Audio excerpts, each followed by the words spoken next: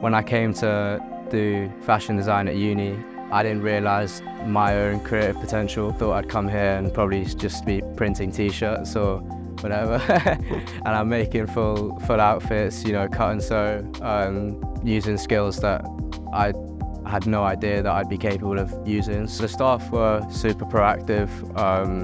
They're always available when you have a question.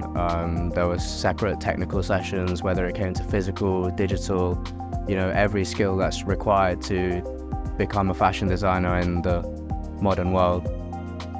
So my collection is called Out of Office. It's a collection inspired by my upbringing, both Zone 1 London and rural Wales.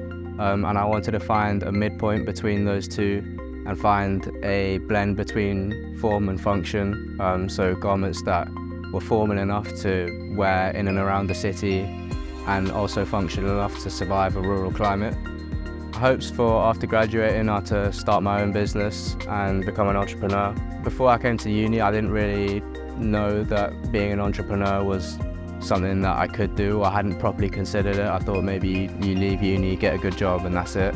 But I think the fact that one of the dissertation modules was an option to write a business plan, and then they made it quite clear that there are extracurricular activities you can do with the Centre for Entrepreneurship to try boost your entrepreneurial skills, as well as funding that they offer. It makes the step to becoming your own business owner a lot easier.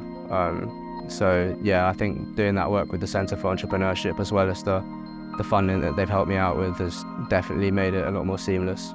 We summarise my time here as a time of growth, a time of making friends, a time of making mistakes and learning from them, and just becoming the best version of myself.